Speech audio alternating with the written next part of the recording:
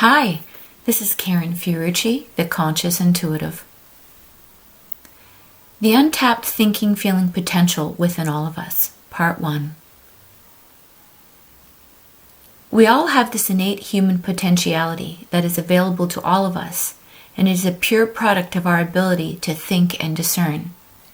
We need to start thinking about how we think. This topic of thinking has been coming up a lot lately in my client sessions and within conversations with others.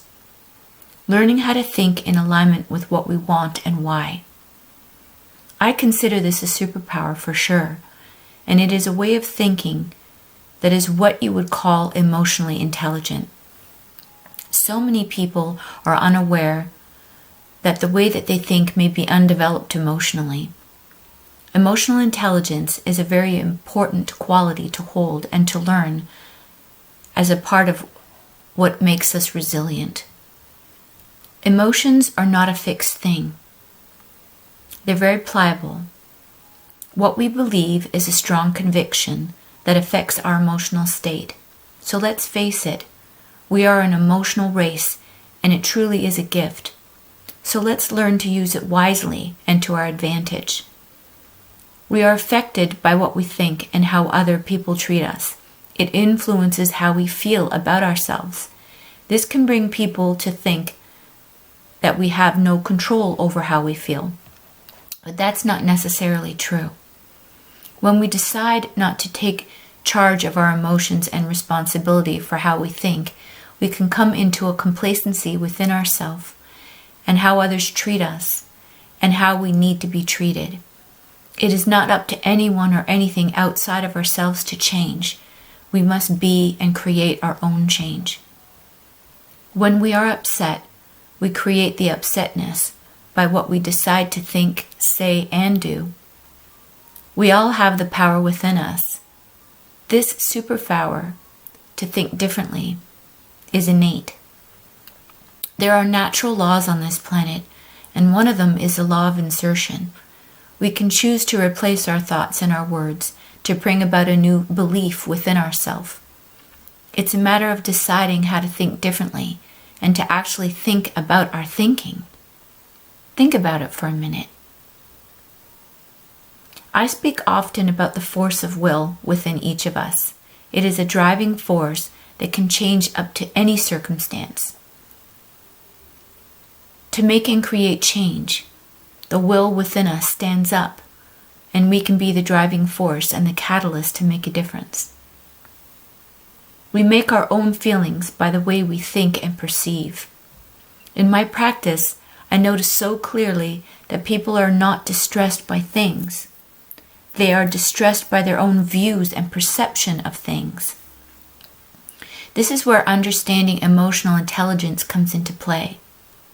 Over the years, I've played with many different techniques and philosophies within myself and have practiced all that I teach and convey in my sessions and my classes with people.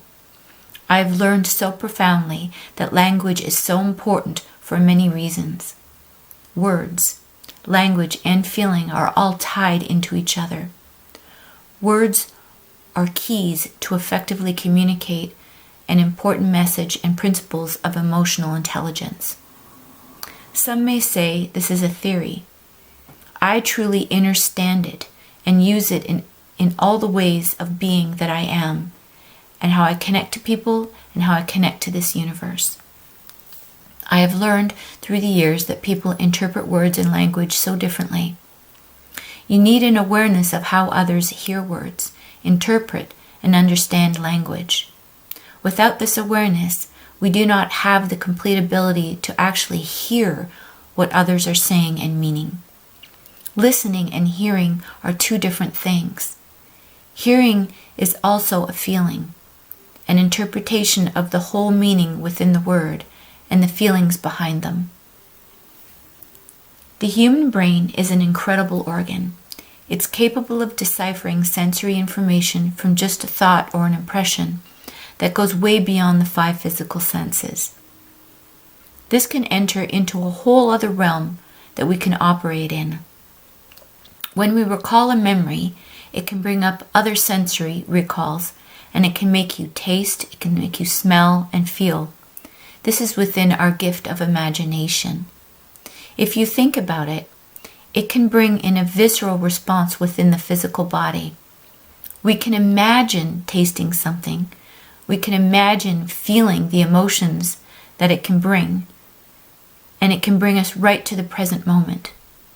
Emotions can be recalled and replicated as if the situation is taking place within the moment that you're contemplating it in. So the same can go for imagining something going wrong. We can feel it within our emotions, our body and our mind. The same theory can be played out with something that can go right. Our brain sends out these signals to our body within chemical hormones that influence our thoughts and perceptions.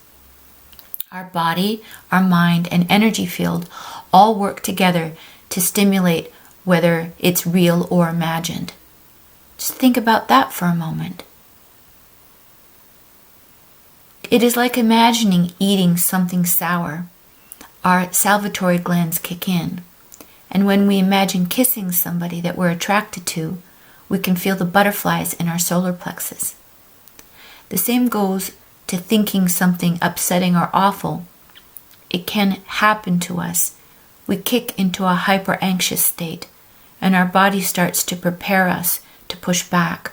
The adrenal gland hormones release the fight and flight hormones that course through our veins, and that creates an uneasy and perhaps anxious feeling. In today's society, we do not have to fight off wild animals, but we must learn to reflect unpleasant people and situations. Perceive situations that are all around us. We are immersed in ever-present situations that can result in an automatic response within our whole being.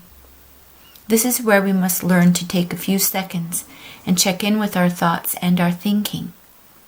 If we decide to sit in the fight and flight mode for long periods of time, we can potentially harm ourselves with the impact of stressing out our bodily organs and wear them down to where they are dysfunctional.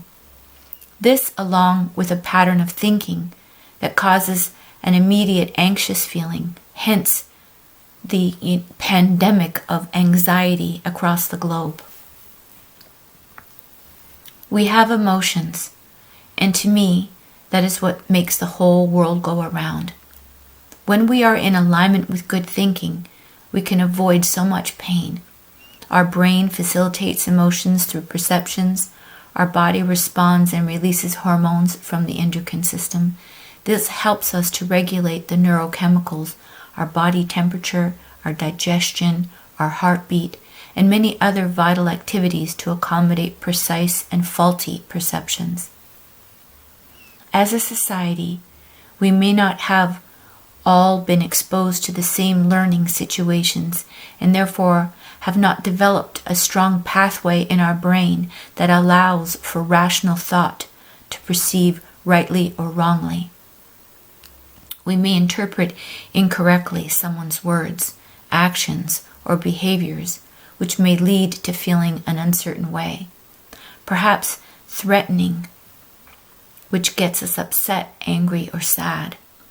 Many people may not know how to simply stop and shift, or make the effort to ask the right questions, or express gratitude or forgiveness to change the thinking, which in turn changes the feelings. We as a people, a collective people, are capable of immense emotional growth, which can only go to serve ourselves and all of humanity. We have a choice to change or remain unchanged. It is all up to you, to me, an intention of personal will. Time to use the power of thought, the power of will to rethink words. Be more in heart space to move forward as a collective in the right way of thinking.